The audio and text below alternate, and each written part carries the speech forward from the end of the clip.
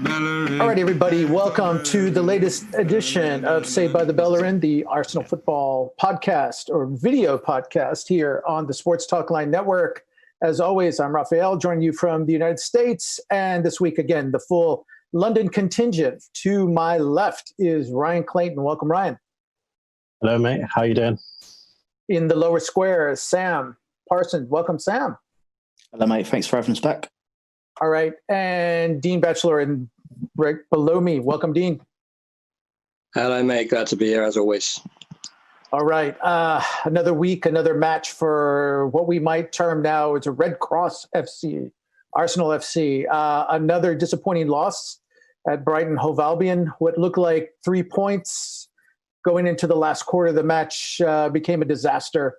Compounded, a late injury time loss in the waning seconds, almost literally the last shot of the game, but compounding the problem, more injuries, most notably to the Arsenal keeper, Bernd Leno, who was injured in a kind of a controversial play. We'll talk about that in a moment. Some good news on that front. The fans who watched the game live looked like possibly devastating injury.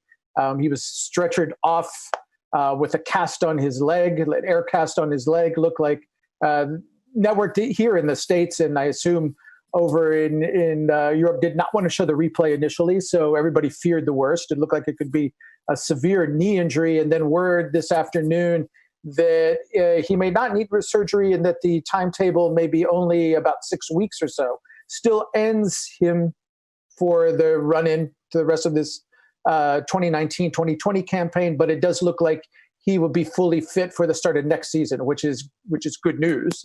But let's begin with the play itself. I mean, it affected Arsenal adversely. Ryan, I'm just going to kind of go counterclockwise. Was that clean? We were a lot of discussion about whether Maupay, the striker, who scored the game winner for Brighton, should have remained in the match after that. I mean, going by the FA rules, it clearly states in them that if the keeper has two hands on the ball, striker should not go for it. And Leno had the ball in his hand for at least a good 2 to 3 seconds before Maupay jumped into him, which, looking at it, all strikers are always told go for it anyway. But on that instance, he should have just left it, because now it could have been a really serious injury, and we're lucky that our number one is okay-ish to be fit for the start of next season, because that could have been a year to 18 months, depending on rehab knee injury. So we're lucky in that instance. He should have been sent off, because that is violent conduct, and he was out of control. He didn't nowhere near the ball, because Leno had it in his arms. So technically, going by the rules, he should have seen red, and then he wouldn't have been on the pitch for the winner. All right, and a lot of aggressive play, kind of back and forth. A lot of fouls, a lot that were called, a lot that really weren't called. But even in the back and forth and the shuffling, let's focus on one of the good things, which is the return of Nicola Pepe. Sam, what was your takeaway watching him in his first post-COVID play? Very sharp, to be perfectly honest. He had Dan Burn on toast for the vast amount of the game. Obviously coming in on his left foot, scoring that rocket of a goal. So yeah, with Pepe, that's the best of what he can do. That's what he can bring to this team. And touching wood, he'll be starting a lot more games, because personally, I think if he can continue on a upward trajectory, he will be one of the best players in the league. And fullbacks next season, I won't go too far this season, I'll say next season, they need to watch out, because they will be getting skinned alive, in my opinion. All right. Now, probably the most interesting or most eyebrow-raising change that Mikel Arteta made to his lineup heading into this match was the putting Bukayo Saka, kind of the wonder boy, the movable part this year, he was starting the attacking mid, right behind the strikers, right behind the front line, and had some flashes of good play. Actually, almost scored Arsenal's first goal about 10 minutes into the match, made a nice little run into the box off the left side, and hit the crossbar with a really kind of strong shot. Just missed an assist early in the second half, almost sent Aubameyang in for what then would have been the first goal of the match. But hot and cold. I mean, at least to my eyes, Dean, is this the start of something? Can he play in the midfield, in your estimation? I saw him playing up in that sort of central 10 role, but I also, we've been talking a lot about him being in that 8 role as well. Personally, I can't see. I said this earlier, during the weekend and early on in this week, that I didn't really see him there. I've had a little bit of a discussion with a few other people and a few other Arsenal fans that have sort of tried to convince me. And so personally, I think I'm going to reserve judgment on it now, but I just can't see that happening in the long run. I can see why Mikel is trying it. Okay, he is amazing left winger. He has proven he's very good at left back. He's got both defensive and offensive qualities. So I can kind of see what Arteta's trying to do with him.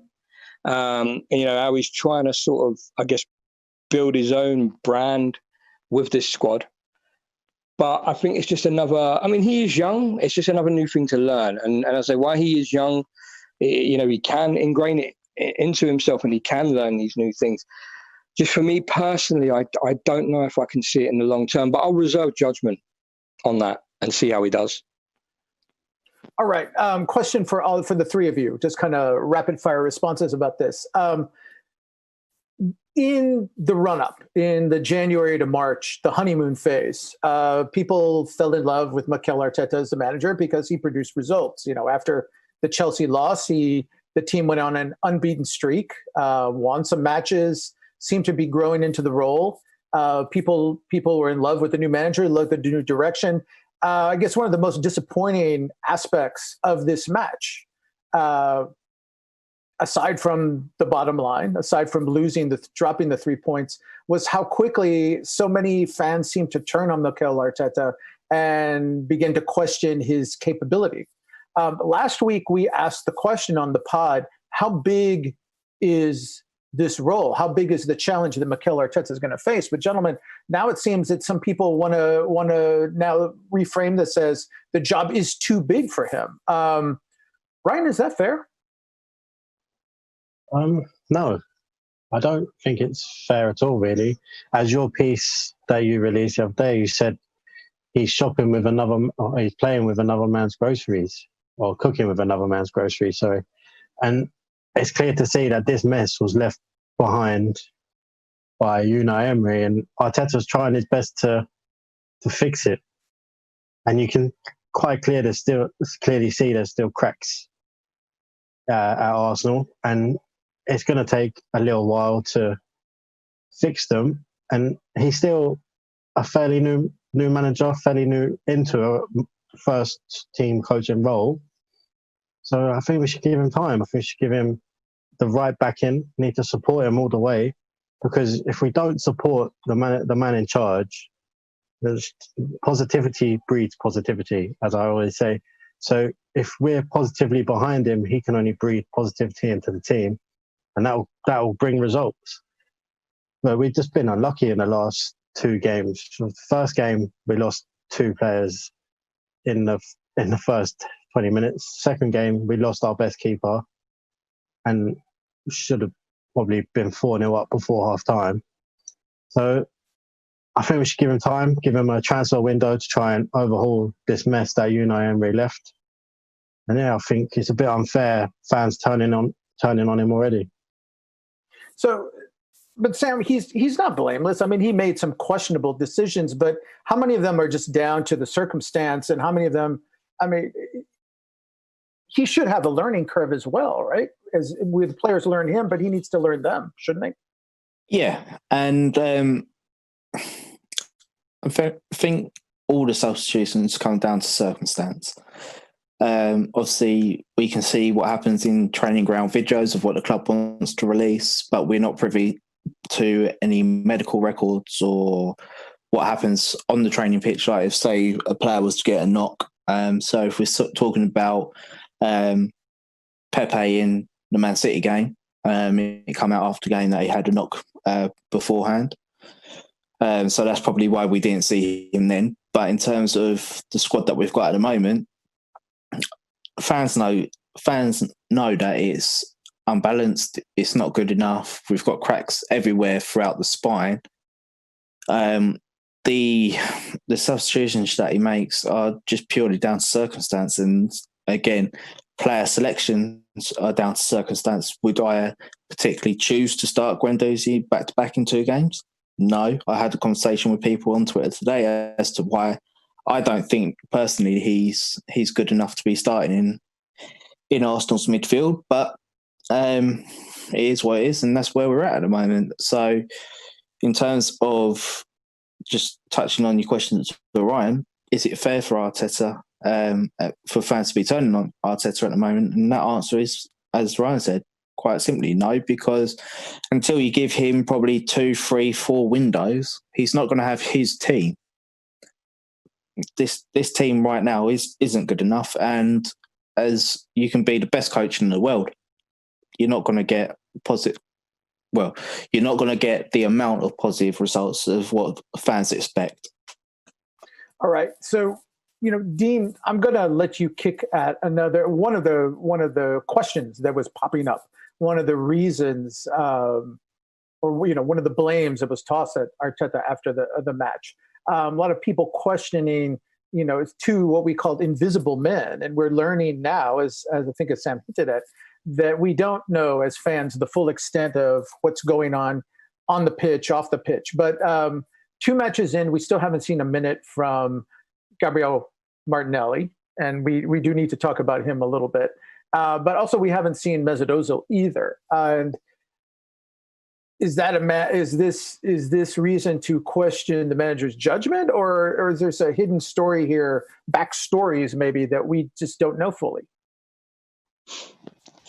Well, firstly, in the subject of Martinelli, obviously before we started recording, it has come out that he's had quite a serious injury occur to him, which apparently, I don't know the full extent, but it doesn't look good at all currently. I don't know if there was anything wrong pre-Brighton. I don't know if this happened recently after Brighton or before. One of the other lads can fill us in. But I think with him, there's been a bit of an injury. I don't think he's been very sharp. I don't think he's been fully fit to start out from the restart. In terms of Ozil, I don't know. Personally, I said last week that if there was initially a personal issue. Mikel said all this stuff about how he'd address it after the game. He said it was tactical. But there's a lot that's been sort of going on with Ozil, and then there was a report that Arteta had said to ease Ozil's fears and worries about something to do with his wife and his child, so about temporarily moving them out to Turkey, and then he doesn't get played against Brighton. What I feel we really could do with him. Now, I've said time and again, there's probably reason B, reason C for why he's missing games. The only people at the minute are going to know is Ozil and Arteta. However, I don't buy this talk that they've fallen out. I don't buy that at all. You can kind of see in training photos that it doesn't look like they've fallen out at all. So I'm not sure what the situation is, why he wasn't even played. Maybe Arteta, it was tactical. Maybe he just didn't feel like he wanted to play him. But as a manager, that's Arteta's prerogative. And as I said, the only people at the minute that currently know the full truth are Ozil and Arteta. And I think Martinelli's more down to his fitness and now injury. Ozil, I couldn't even hazard a guess right now. I'll be brutally honest with you. All right, and this gets us back to let's talk about another storyline that's dominated the post Brighton conversation among the fans, certainly, and that was the play during the match and after the match of Matteo Guendouzi. We saw him react very vociferously. I mean, let's go back to the Leno injury. Leno reacted very adamantly. He was, very angry at Mapai for hitting him, was kind of gesturing at him, yelling at him as he was being carried off the pitch. And some of the Arsenal players, most notably Guendouzi, also kind of leapt to his defense. I think we saw some footage of Guendouzi kind of reaching for an opponent's neck at some point late in the match. And then word came after that he was taunting some of the players about their pay and about being, lower class team. Some people have really kind of taken a shine to this and said this is the kind of aggression they like. But at the same time, some people think maybe this is just further evidence that this is a young player, who's got some trouble maintaining his self-discipline. The manager seemed to be very supportive of him and said he liked his reaction. I think Ryan was commenting on that. Ryan, I'm going to let you start with this. Is this, there's different parts of this. You don't have to like all of it. You can like some of it. You can not like some of it. But what's your sense, what was your takeaway of his play and his reaction? I thought during the game that in the first half, he actually played really well. And then as soon as what happened to Leno happened, he kind of got too emotionally involved and got a bit reckless with his play. And he started diving into tackles and pressing too quickly and just running like a headless chicken, like we've seen plenty of times this season. But I like the reaction, but I prefer it to be out of the view of the public. So Patrick Vieira used to do it in the tunnel before and after a game. Cesc Fabregas used to do it during the game, but then he would go and win us the game. It's that kind of line between being too confident and having that kind of arrogance and being confident but you're the best in the team kind of. And Guendouzi's not that. Guendouzi isn't like half of what that is at the moment. And his reaction was just childish. To start taunting the opposition players about how much they earn, considering half of them earn more than him anyway, it's a bit ridiculous because we hadn't won the game yet. And we've seen it already this season when we played Watford, he came off, started taunting the fans, and we went on to draw that game. We lost a 2-0 lead. So he just needs to shut his mouth until after the game in the tunnel and then do your business. Because it just shows a lack of class, which Arsene Wenger, Herbert Chapman, I said this in the group, I said it on Twitter, it devalues what Arsene Wenger built on the values of our team. And I know people will show, we need horrible players in the middle of the pitch. We need those kind of players. Yes, we do need those kind of players, but then don't get bullied by Brighton in the first place to then have to do that kind of thing. You should be beating them and then do it. As I said in the group, Brian Leno would probably rather us win the game than Guendouzi grab more pay by the neck. So if you'd won the game and then did it, I'll be like, well done. Congratulations, you're stuck up for your teammate there. But you lost the game and he scored the winner. It just seems to me that you're just being salty after the game, if I'm being honest. It's just a childish reaction.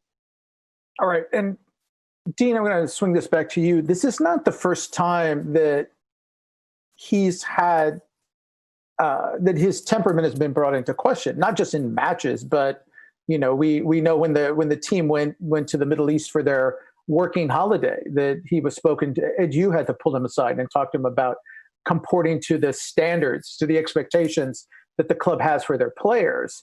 And I'm wondering if you take it in isolation, you could say, yes, I like his reaction. He's sticking up for his player.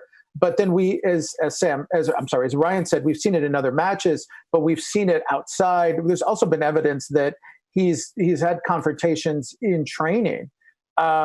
I'm just wondering if this is evidence of a greater pattern.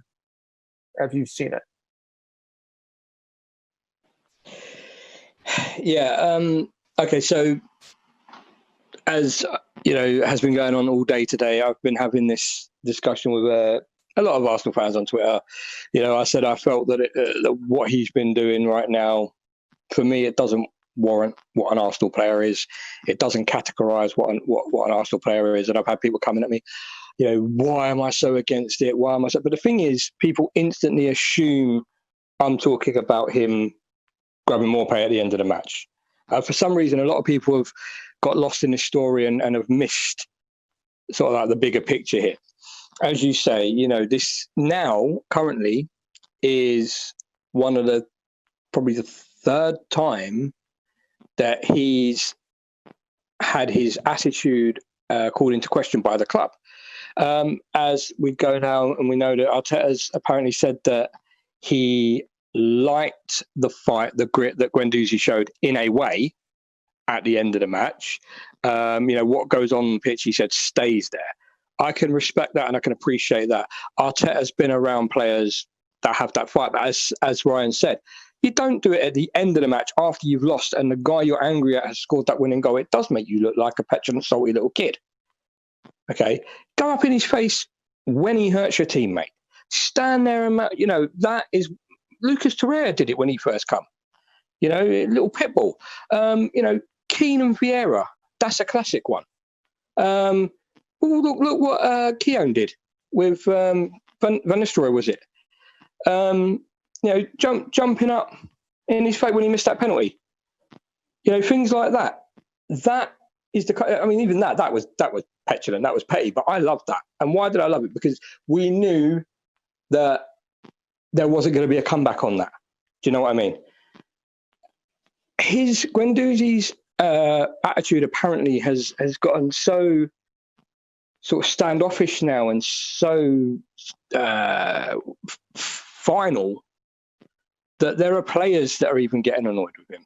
And whilst Arteta has said that, you know, he kind of liked that fight from him, that snap from him in a way, you know, it's not the first time, as we've said, that he's been pulled up. He got pulled up on the tour by Edu because apparently something to do with not following the standards of the team, you know, that should be expected out there, but also something to do with the culture, not following the culture, something. Then he's been pulled up in training for his attitude, you know, by Arteta.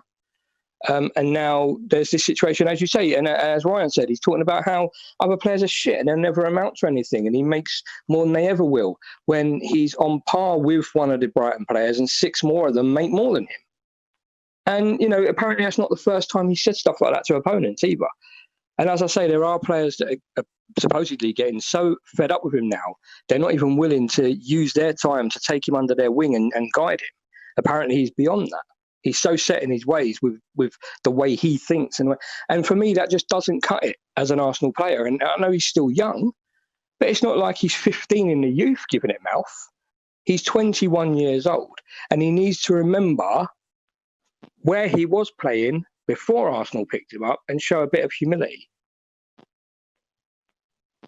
All right, Sam, I'm going to finish with you because last week during the pod, as we were going through the midfield, and you've written about the midfield extensively. And again, if those of you haven't seen Sam's piece, you should go to the Say About Bellerin page, Sports Talkline page. He's just posted yesterday, I believe, an extensive evaluation of player by player of the midfield. But one of the criticisms that you had of Arsenal, one of the qualities that you look for this summer as Arteta begins to rebuild his midfield, is you said that Arsenal get bullied a lot. You know, and there is that profile from the Wenger years of the lighter, quicker, more athletic. But you, in some ways, I think I don't want to put words in your mouth. I'll let you address it. But it seems that there's kind of almost gone too far in that. They have players that don't have the ballast, the stoutness to, and clubs can bully them around. Everybody's talking about Guendouzi and his play and his reactions. I want to focus a little bit more about his play because I know you and I were discussing this during the match. He is one of those players who I saw him on the ground a lot in the middle of the match. And he was losing 50-50 balls, and not just losing them in the encounter, but losing them and then getting knocked to the ground. And reminded you of that in the match, of that it seems that this is one of those qualities that's gotten this team in trouble, not just this year, but in recent years. And I'm wondering, is this a part of his game that can be improved, or is this a symptom of a greater issue in the Arsenal midfield?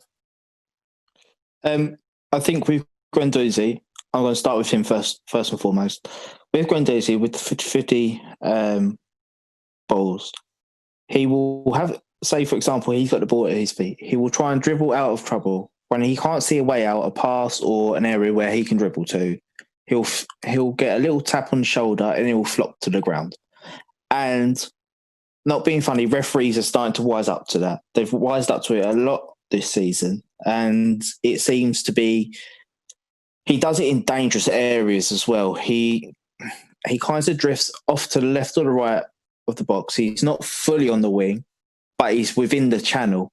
So if he falls over in that area, the person's going to skip over him, collect the ball, and then they're straight in on our defence.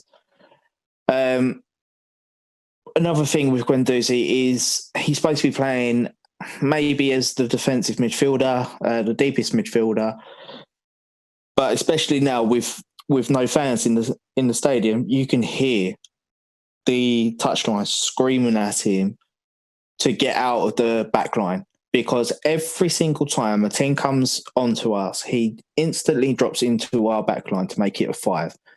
Whether he's been told that, I don't know. But from a fan's point of view, and also listening to Mikel and his coaching staff constantly shouting Matteo, Matteo, Matteo, to me, that implies that he needs to be engaging further up the pitch. We saw against Man City, which I've spoken extensively in the group, that he shirks his defensive responsibilities. He will literally have a player breeze past him, and instead of sprinting, because we know that he is actually quite quick across the ground, he will literally continue to jog and expect that centre-back to come out, expose himself, and as I said last time, it's a simple pass into the striker, back to the attacking player, and they're through on goal. So his tactical awareness is terrible. His overall play isn't too bad, but I know he's not the finished article, but he gives it the big I am, but doesn't back it up. So moving on to other parts of the midfield, Xhaka, he tends to break up the play. We all know about his athleticism. It isn't the best. So he can be caught out in situations if he has a loose touch and you've got a quick player approaching on him. 9 times out of 10, he's bringing that player down and receiving a yellow card first of all. But if he's on that yellow card, then there's always that risk of a red, which again leaves the team in dire straits in that aspect. So Bios, he can put a challenge in. Again, he's a bit like Guendouzi. If he feels a tap on either shoulder, he'll hit the deck. Lucas Torreira, he also gets bullied a lot. He gets kicked about a lot. And that's not, when I say he gets kicked about, that's not just being, it's a foul. He literally gets bullied. If you've got, say, someone like Capoue, Decore, and Didi, someone of that ilk, they will lean on him and literally he'll fall to the floor. The referee won't give a foul because he'll be seen as a sporting challenge, so to speak. And then it leaves us exposed. So for Arsenal, that midfield is too lightweight, hasn't got the athleticism, and can you improve the diving? Would the fans like it? No. Can you improve it? Yes. It's about being smart, and right now this Arsenal team isn't smart in that aspect. So, as I said in my article, I think I got rid of the vast majority of them, bar the youth players, to be perfectly honest. All right, quick recap of this segment, because again, this is one of the topics So looking at Guendouzi and looking at his fight, looking at his game, going forward, just quick answers. I'm going to start with you, Dean. Is he a player you keep and help build? You center your rebuilding around him. Is he a player who needs to go on loan somewhere, or is it a player? Are you ready to cut your losses and sell him? So we're talking about Guendouzi, yes? Yes. They cut out. Okay, yeah. It's a tough one for me because I do feel for the lad. As I said, as much as I'm talking about his attitude and everything. As people might remember, when he first came on board, I was a big advocate, big fan. He just doesn't seem to cut the mustard when it comes to buying into Arteta's regime, Arteta's profile. As I said earlier, I think he needs to learn some humility. I think a season-long loan somewhere that he could get that may do the trick. But I just don't feel he's going to learn. I don't feel he's going to evolve. I don't feel he's going to come good for us, as it were. As much as I hate to say that, just because he is young and but I don't know. If I've got to pick one, I would probably say give him a loan, and if he comes back no different, then sell him on. All right, Ryan, same question. You're going to keep him? You're going to loan him? You're going to sell him? Personally, I'd keep him and loan him out, as Dean said, to see if he learns the game better than what he has already. Because from what we saw last season and the start of this season, he was doing okay. Because he basically willed us to a win against Villa down to 10 men this season. I was at that game and he won it for us. So I think he could do with a loan, as Dean said, to learn the game, to learn more tactical awareness, because as Sam said, he lacks that big time. So loan him out, keep him, and if he doesn't learn, sell him to the highest bidder. All right, you get the final word, Sam, in this segment. Are you going to keep Matteo Guendouzi, loan him out, or sell him? As just recording, I think I pretty much said I loan him out because, just to echo what the boys have been saying, he needs to learn some humility. He also needs to learn tactical awareness, and I think I'd potentially loan him out to a lower, maybe a relegation Premier League team, just so that he knows what it's like to fight for life and literally potentially go to that team, be the big I am, but actually back it up, because he's come from Lorient. He seems to think, I'm the special one that's come from League Two straight to Arsenal, big Premier League side. I can do what I want. And unfortunately, it simply isn't the case. But after that loan, if his attitude hasn't improved, then that summer window, I'd be looking to get rid of him. All right, so let's move on from Brighton. Big story or big rumor that started to appear in the last 24, 36 hours. Arsenal Twitter story that Pierre Aubameyang has started discussions with Barcelona for a possible transfer. I think, Ryan, you're the first one that brought it to our attention, so I'm going to start with you. Is there any smoke to this rumor? And if there is, this is something we've talked about as like the worst case scenario, the player we really don't want to leave, but it looks like given the two losses, Arsenal's hand might be forced. If there is something to it, let's start with this. Who do you look for off Barca's roster as compensation?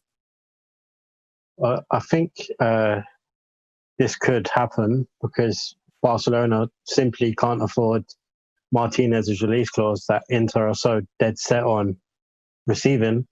So Aubameyang is the cheaper alternative. And if he does go, worst case scenario, I think this is similar. I mentioned it earlier. This is similar to when Van Persie left. We're going to need a goal-scoring winger, like Podolski did when Van Persie left. We need a new replacement striker. We're going to need a new centre attacking midfielder.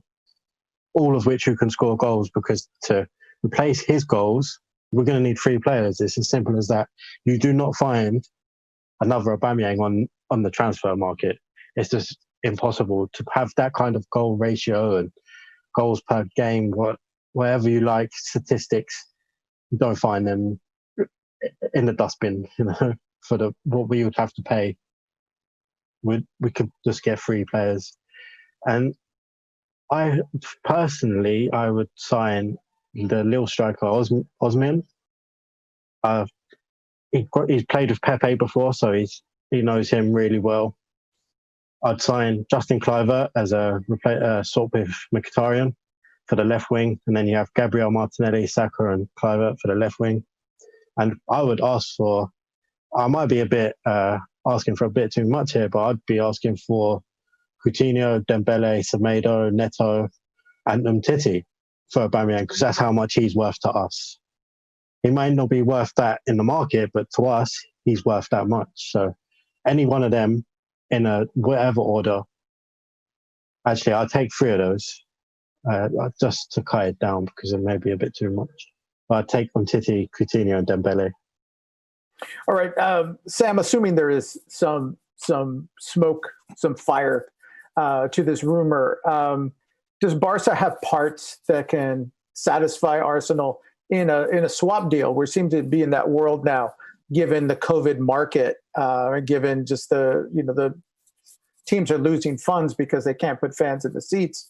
It's depressed the market, but Barca's a big money club. They've spent a lot. They've got a big roster. Can any of those pieces that Ryan mentioned be found there? Yeah, definitely in Coutinho, I believe, and also Dembele as well. And TT, that's a difficult one, because you need to assess his knee, to be perfectly honest. With Umtiti, he has injuries around his knee. Obviously, that needs to balance out. So you're going to be getting hamstring injuries and things like that.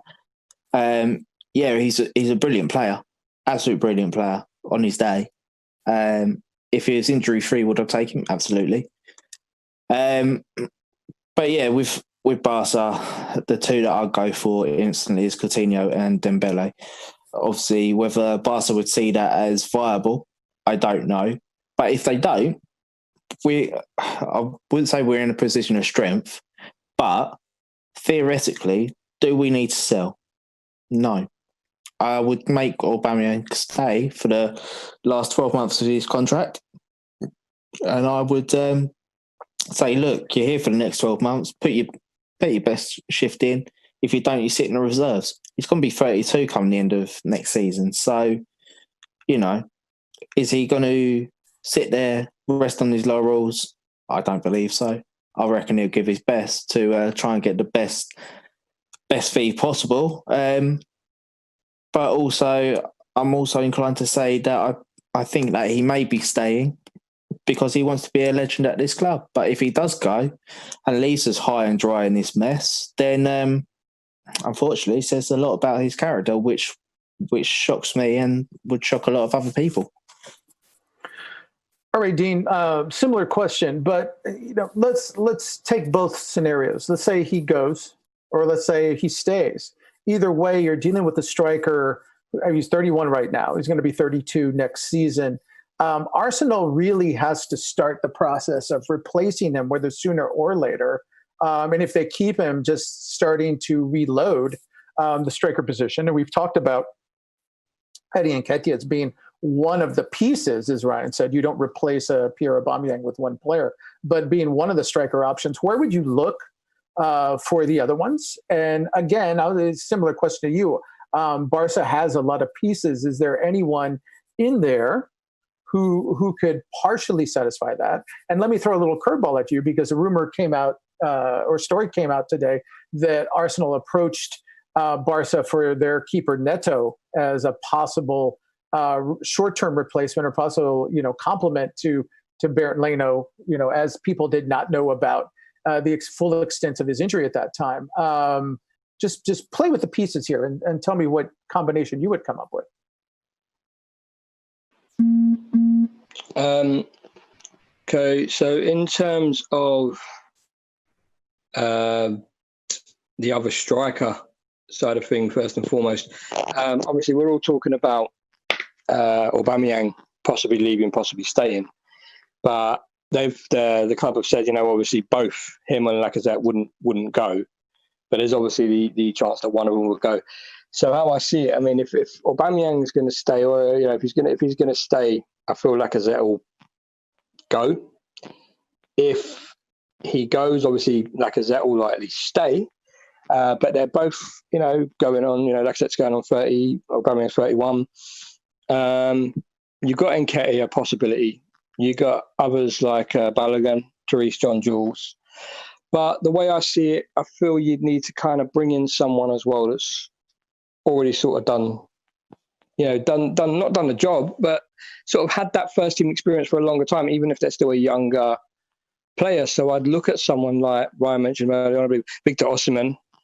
I'd look to someone like we discussed him before, but Odsonne Edouard from Celtic. There's also Myron Boadu, good forward.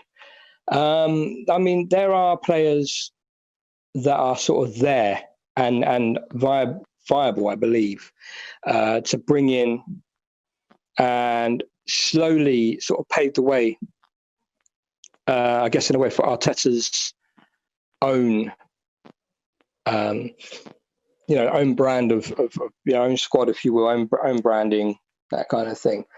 In terms of the second question, Ref, could you just sort of elaborate what you were asking regarding Neto and such? Sorry. You muted, mate.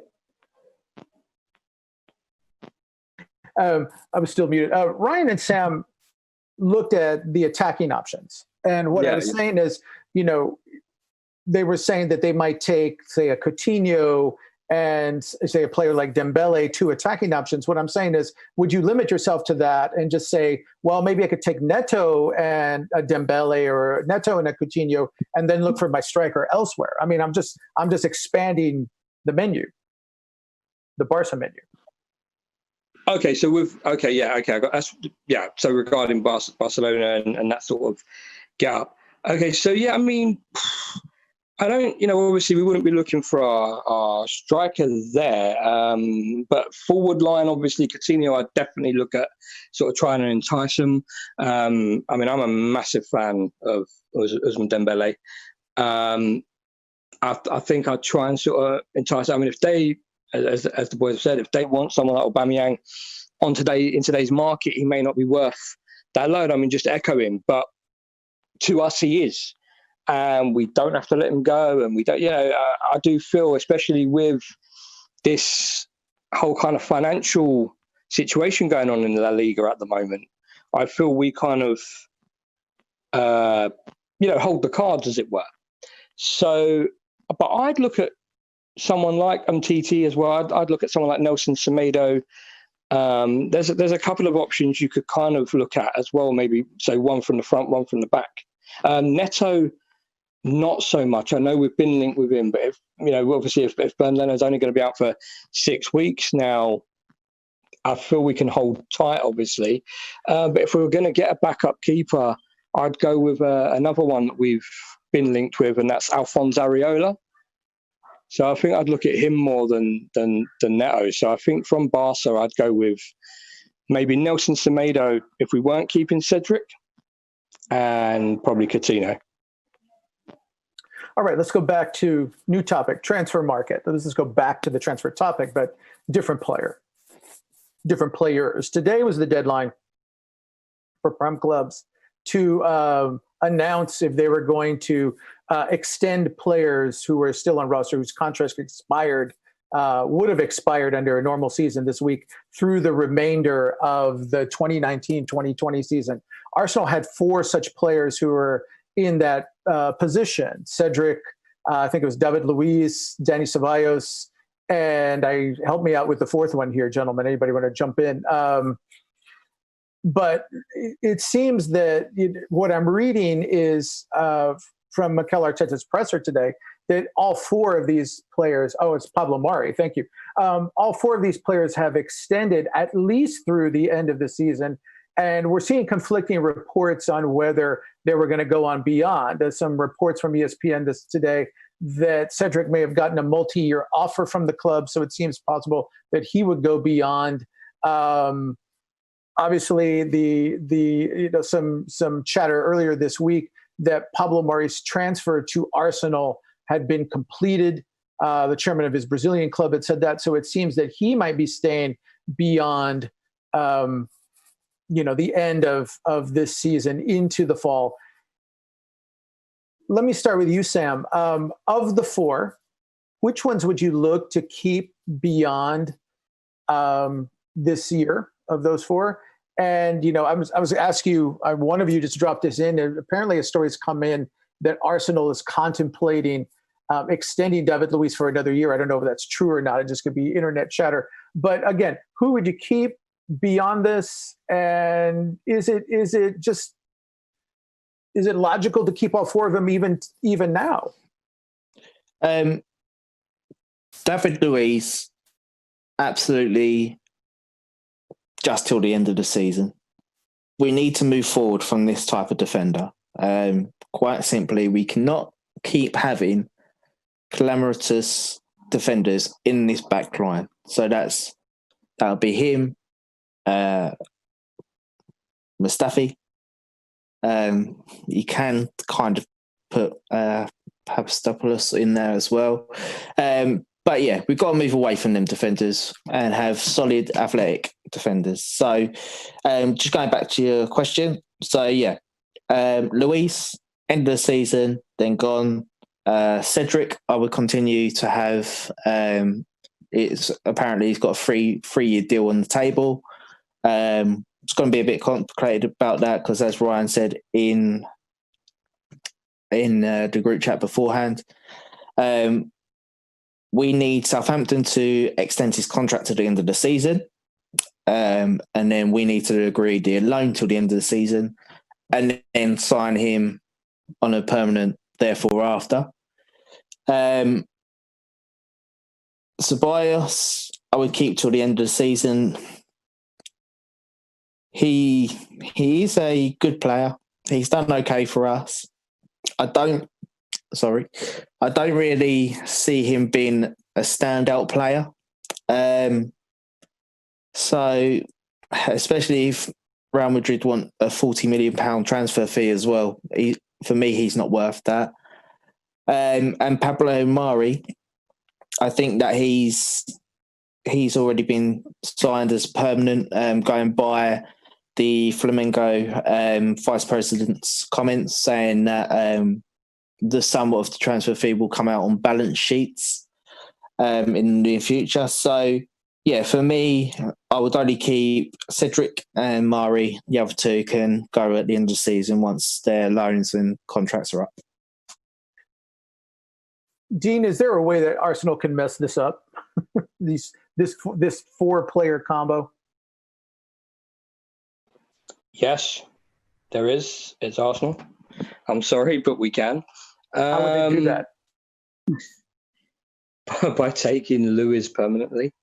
There's a lot of stories at the moment that we are extending David Luiz. The more positive ones are just to the end of the campaign, but there is one that's circulating, meaning stating that we've agreed the year, which right now I'm disregarding just for my own sanity. The reason being, you've got a guy who at one stage was a very good centre-back. I don't think he's ever been an elite centre-back, but he was very good for Chelsea in his first stint there. He wasn't terrible at PSG. When he came back to Chelsea, he was a little bit better than he was at PSG. But you kind of almost get that kind of sense that Chelsea aren't stupid and we are.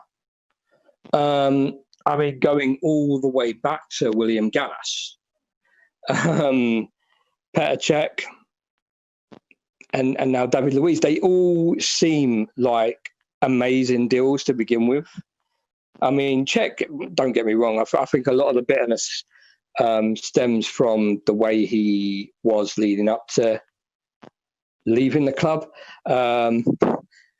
People might remember the interaction I had with him on Twitter over a comment he made, which to a Czech outlet, and I sort of got a bit disappointed, and I said so, and he kind of came back and said, if I can't translate properly, don't comment on it.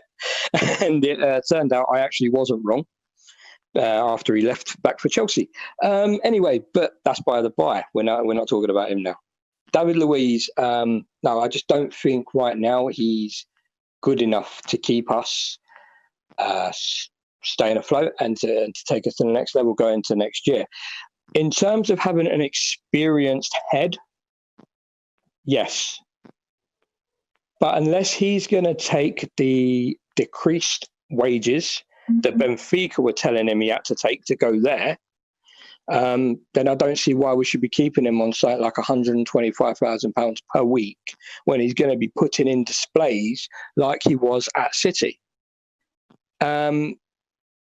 I can just see it happening as well. It also takes away from another very good centre-back we could be bringing in on probably half of those wages that would probably do phenomenally better than he has for us very recently. Because I did state that, since he's been here, he has actually saved us on a few occasions. It isn't like we've put him on the pitch and he's been abysmal every game. But he's seriously decreasing right now. He's sort of plateaued and he's not going to get better. He's already had his peak. He's had his great time. And I think for us to continue that service is doing a disservice to the club and the fans. All right. And Ryan, I'm going to let you speak to the other center back, because when word came out that Mari's transfer had been concluded or completed to Arsenal, there was a lot of negative knee-jerk reaction to that, as if he was just, again, not an adequate or an Arsenal level player.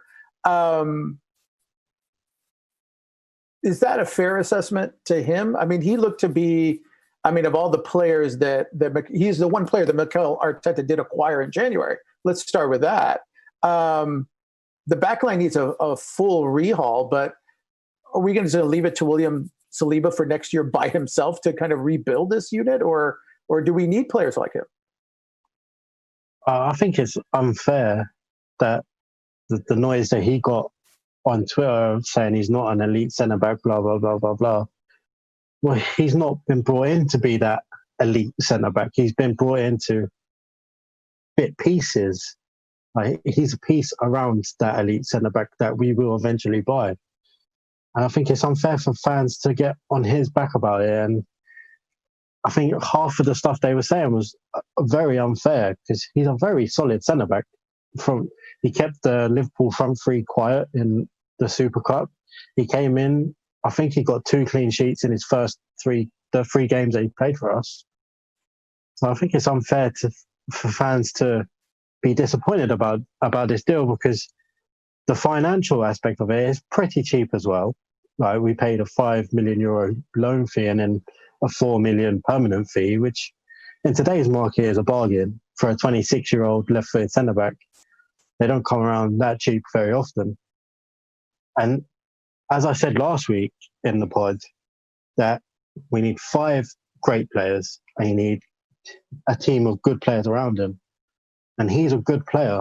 I think fans should... what I've noticed about Arsenal fans, actually, as you mentioned the noise he got on Twitter, they just want the biggest names with the biggest price tags, and it doesn't work like that. It doesn't work like that in the real world. This isn't FIFA. This isn't Football Manager.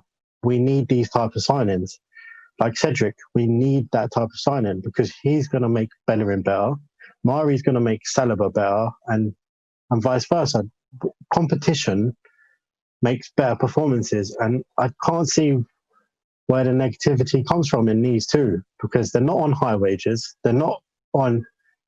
They don't come in with a higher fee. So what is the issue with them signing permanently? I just don't understand Arsenal fans' point of view on that. So To answer your question, it's very unfair to put Mari in that category. All right, let's go back to the transfer market. Let's move up to midfield. And again, Sam, I'm going to take you back to, that's a topic you've covered in detail recently. I mean, we've been talking for months now about Thomas Partey, and then, to add to the weekly saga, I saw that transfer now being referred to as an open secret, that he's coming to Arsenal. So that's kind of a given. I want you to spend a little time, because we haven't talked about another name who could be very, very important. A possible transfer that looks like if it's not complete, like as in Partey's, it's not an open secret, but it sounds like it's really, really close. And that's one to acquire the defensive mid, Mark Rocca. And you've just been gushing about him in our discussions. What could a player of his caliber, a player like him, bring to our midfield that, as you were stating so earlier, is so in need of players who don't get bullied? Yeah, so with Mark Rocca, he's extremely solid in a challenge. He's quick, he's mobile. I think he's 6'2", 6'3" as well. So again, you're adding the height. So attacking set pieces, defensively, you're getting a very all-round solid player. He reminds me very much of Sergio Busquets, but with Busquets, we all know that his main role is to read the game and just break it up with nice little solid challenges, pass it off. With Mark Rocca, if somebody was to burst away of him, unlike Busquets, he'd be able to catch that person, make that challenge, collect the ball, and then he could potentially ping that ball another 40 yards, a bit like what Xhaka does, but a more complete and quicker version of Xhaka. So with Mark Rocca, he likes to pick up the ball from the centre defenders and then play the ball left and right. So he's got that range of passing as well. But he also knows when to simplify his game. And he can really get about the pitch, and he's got a burst of pace on him as well, considering the height of him. So yeah, with Mark Rocca, going by some reports, we've got the bidding with Espanyol. They're happy with it, so they're just waiting for the end of the Premier League, the end of the La Liga season, to discuss the final bits and pieces of the deal. So I think come the end of the season, you'll see a lot more of Mark Rocca's name coming up in the press. And personally, I would expect him to see him at the Emirates next season.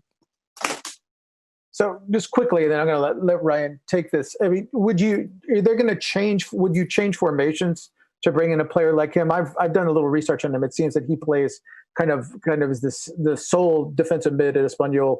Would you pair him with a guy like Thomas Partey? Do you stay in the 4-2-3-1 that Arsenal's been using? Does it give you? These players give you flexibility to kind of bounce between different formations? Sam, I'm going to stay with you. Oh, sorry. Yeah, I would. You can pair in a party in a 4-2-3-1, but I think you get a lot better from both of them in a 4-3-3 with Mark Rocca as the sole defensive midfielder, Partey as a box-to-box, and then if we're looking at Saka being the number 8, then Saka in there, but if not, then potentially another central midfielder to be the more creative type. You may lose a little bit in terms of creativity from the midfield, but you'll have that solid base. And if you've got a creative goal-scoring winger, like we've got one side with Pepe, if we get one the other side, and potentially if Aubameyang stays, have him through the middle. We would be able to potentially look at a top 4 challenge and potentially maybe a title challenge, depending on the defensive signings that we bring in. But it looks promising in terms of the type of profile of players that we're looking at bringing in. All right, Ryan. Similar. Let's look at these two players, that Rocca and Partey.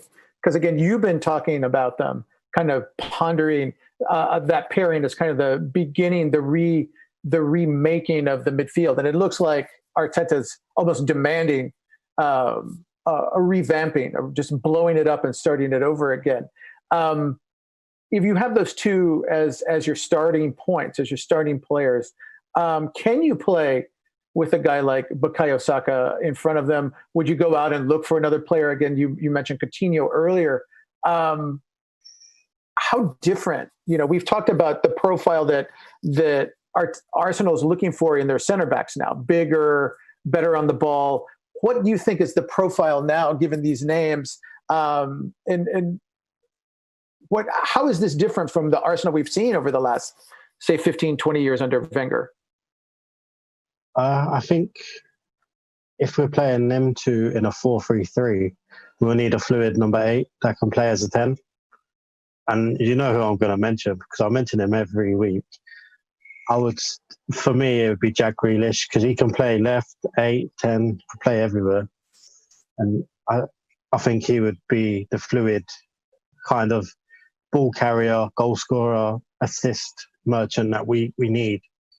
Because I was actually doing some research for a video this week about our midfield, because I was going to highlight the need for a goal scoring midfielder.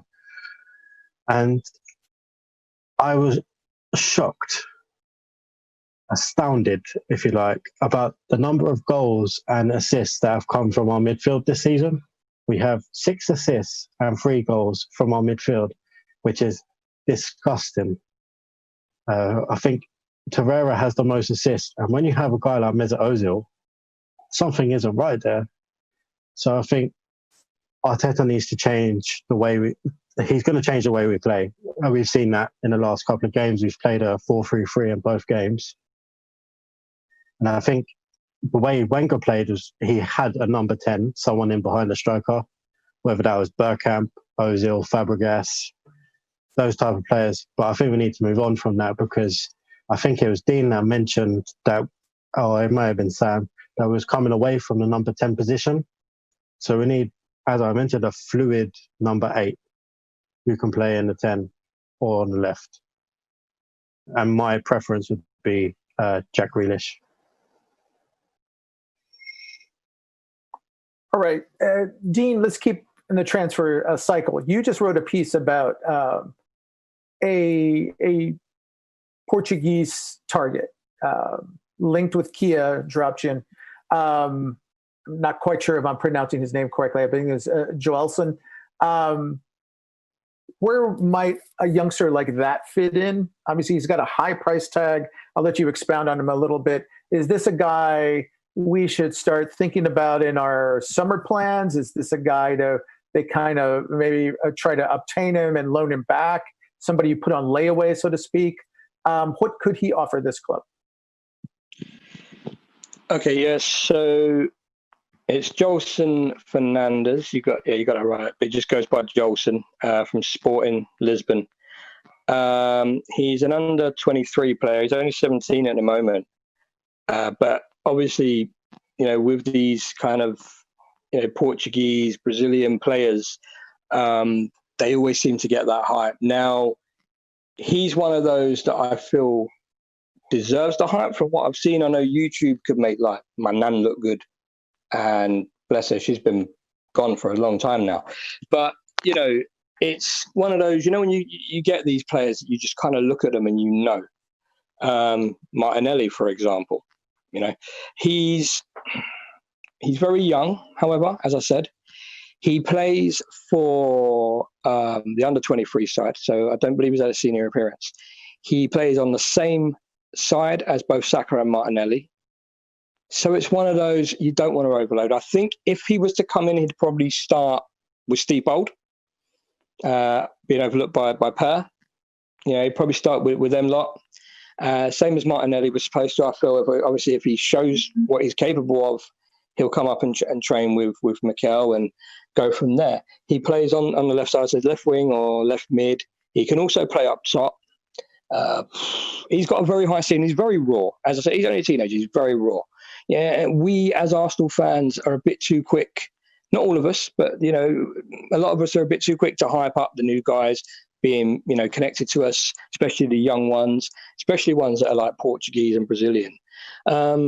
Jolson's likened to Ronaldo, Cristiano Ronaldo, probably because he started his career at Sporting and obviously being Portuguese and playing on the left. But also talent-wise, I mean, he's dribbling.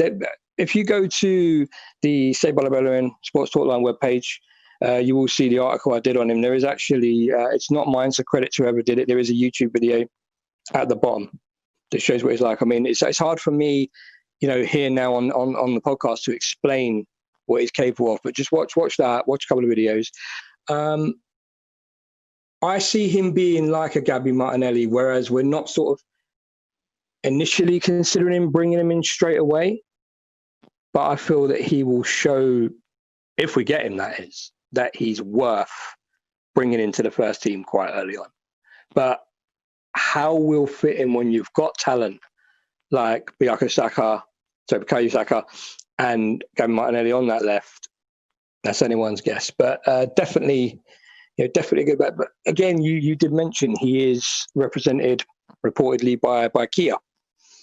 And I think that instantly is going to set tongues wagging in a negative, just because of the experience that Arsenal fans have had with clientele of Kia Jolson. But personally, no, I think if we can get him, it will be a real coup for us, for the clear profile Mikel is trying to build. And I feel it would be a coup for a good long seasons to come.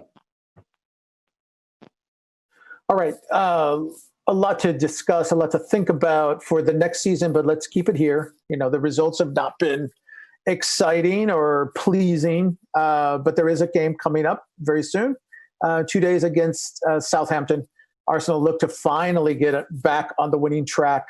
Ryan, I'm going to start with you. I don't know if you had a chance to kind of look at Southampton since play has resumed, but from Arsenal's perspective, given how battered this lineup is right now, what can Mikel Arteta do to give himself a real fighting chance to get 3 points, get Arsenal back where they need to be, just to build some mental momentum as much as momentum in the table? I watched Southampton against Norwich, and I don't know if it was because Norwich was just terrible, but Southampton looked really, really good on the counter-attack. And that's something we can't really defend at the moment for some reason. We get caught in transition from midfield and they don't really chase back. And Sam mentioned Guendouzi is the worst for it. And they have really, really quick players going the other way. Danny Ings is on fire. He scored the most goals of his career this season. So we're going to have to be very, very careful of how we approach this game. Personally, I would stick to a 4-4-2, and our best form of defence is attack.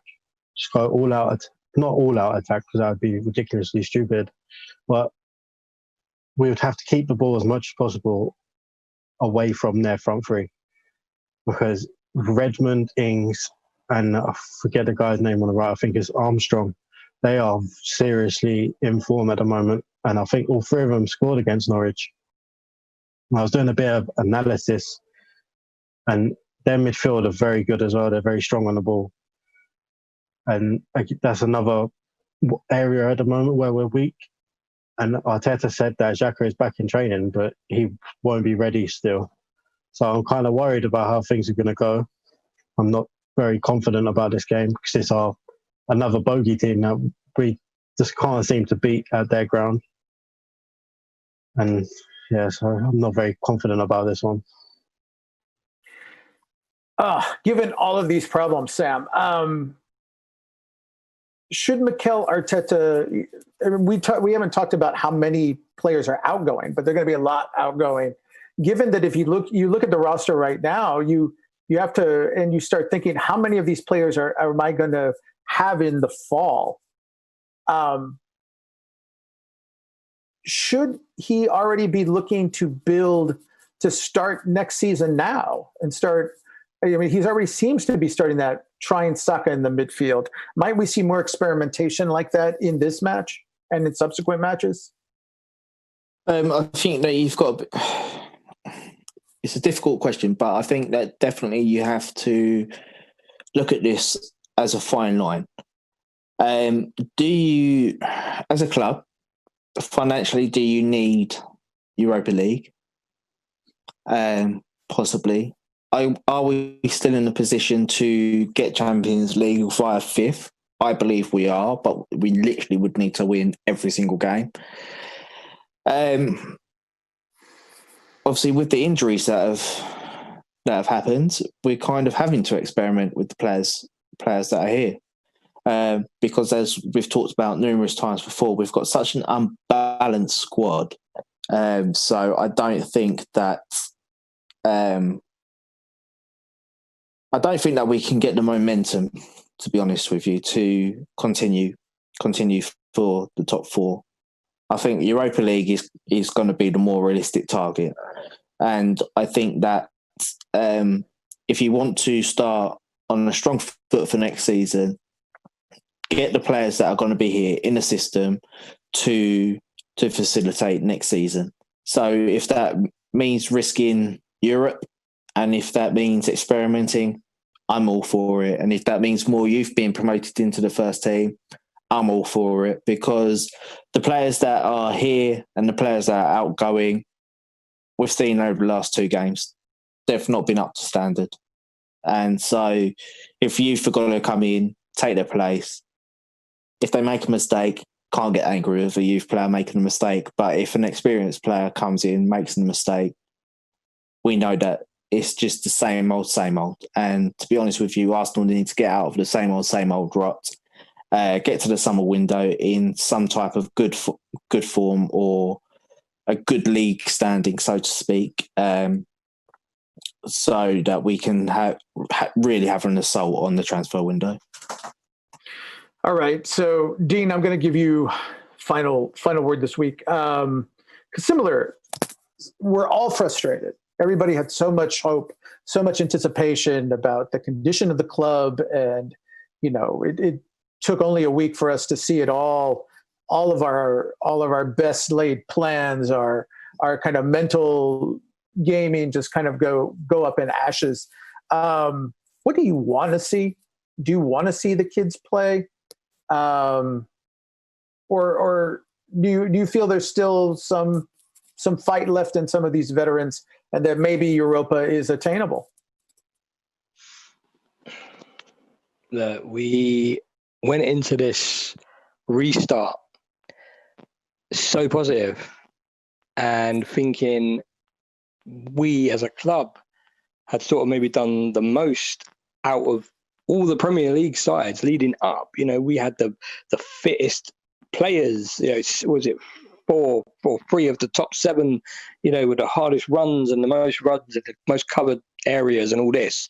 We had, the earliest star aside from Sheffield United in retraining. Our players were constantly showing video footage of themselves and Instagram photos of themselves working from home, just constantly on it. Lo and behold, we've now lost 2 of our 10 cup finals in spectacular fashion. It's like the complete opposite effect has happened than we thought being in this lockdown. I don't want to be a pessimist, but I've been too optimistic. And the game, the pod before City, we all were. I was so optimistic we were going to absolutely destroy them, and got shown up. The Brighton game, you and Ryan were a bit more reserved, but again, Sam was positive. I was positive. We were all positive, but you two were a bit more sort of withdrawn on it. Ryan had the nous to remind us they are kind of like a box team, but I still didn't believe that, and I really thought we were going to do it. And after Pepe put it into the back of the net, but no. Again, in typical Arsenal style, and I said in the chat, and I said on Twitter, when Morpay nothing happened to him, it was inevitable he was going to score because he didn't go off. And just like that, you couldn't script it any better. I don't feel I'm going to say it. I think a season out of Europe might do us a world of good. We've pulled in boys on Just Europa, big names. Players teams like United pulled in big players when they had no Europe. I think we can do it. Arsenal, I don't care what anyone says. I watched a show yesterday, I won't name it, on YouTube, where the whole kind of debate was about whether Arsenal, or not even worth staying, Arsenal were no longer an elite side. Don't buy that for a second. Yes, I'm a gooner, but I'm sorry, you cannot take away what Arsenal have done. We might be in a downward spiral right now, to use that phrase, which I don't like. But we are still Arsenal, and I don't believe that we will falter in the transfer market just because we're out of Europe. There are a lot of players out there, as Mikel said, that still want to play for us. And I think there'll be a lot of players that want to play their football, love their football. Having no Europe might bite them in the arse a bit, but I feel they'll want to be part of this, regenerational project. So I think play the kids, play whoever's fit to play your best team. If there's a child, if there's a youth player out there that's doing better in training in a position than one of our seniors, flipping play him over that player and put that player on the bench for one of your 5 substitutes. Don't just play your big names, play your best team. If Matt Smith is working harder than Guendouzi in that midfield, play Matt Smith in the next game. If Osei Tutu comes back and him and Cedric are showing up Bellerin and training, play them at right back. Play Ozil. Play him. Whatever happens, happens. I think we just go now and go out like there's nothing else to lose now. As we're currently talking and recording this, Spurs are playing West Ham. I don't know what the score is. At a minute, I don't care, but it will have an effect. If we had won our game against Brighton, I think we would have been, was it 1 or 2 points off 5th place now going into these games today? Something along those lines. So, and look at that. There's no good looking back at that right now. We can only win and beat who's put in front of us. And right now, we have not done that. From City to Brighton. I'm going to let someone else take whatever because, I'm starting to get a bit irritated. But, I feel just play whoever. Just play the best people you have and just go for it. If you don't get Europe, you don't get Europe. Okay, so let's wrap this up here. I think you've kind of started it, so I'm going to throw in my 2 pieces, and I'll let you 2 gentlemen can finish off. But I'm going to phrase it this way, because as you were saying, Dean, sometimes in situations like this, you have to turn your focus from what the team can do to, are there certain players you want to see evolve, that you want to see develop? I've kind of thrown up my hands trying to figure out how this team is going to perform week by week and trying to predict a result, being that, our expectations have just not met our desires. But I saw Nicola Pepe have a good game. I really want to see him get on a roll. I think it would do him good. It's obviously do the club good going into the next season to see him build confidence. So that's what I'm looking for. Sam, final word. Any players you're looking for? Any situations? Any combinations? What do you hope to take away from the Southampton match? I want to see a more combination of where Nicolas Pepe drifts into the inside channel. Bellerin makes the marauding run over the top of him. So they've got that little combination there where Bellerin gets to the byline, Pepe can kind of edge to the edge of the area, ball gets pulled back on his left foot, top corners. That's what I'd like to see. On the other side, I'd like to see the same with potentially Tierney and Saka. I'd like to see Saka as the left winger, not in the 8, but obviously due to circumstance in the middle of the park, that might not be possible for this Southampton game. And I really want to see Aubrey up top because, not being funny, Lacazette just isn't cutting it. Eddie needs a bit more time, probably as a substitute coming in on that position, but we need to play the best players in the best positions, and for me, Aubrey is the best striker that we have at this club, and that's fact. All right, Ryan, you get the final word. You got your manager's hat on. What do you want to see coming out of Southampton? I want to see Mesut Ozil playing and creating. I just want to see a good performance. Just something that gives us a little bit of hope going into the future. That's good play. Like at Brighton, we had glimpses of good combination play and how Mikel Arteta wants us to play. But I would like to see it more. I'd like to see more of it and over longer periods of the match rather than in 5-10 minute spells. I'd like to see a positive result. Like for me, a positive result would be a draw in that game.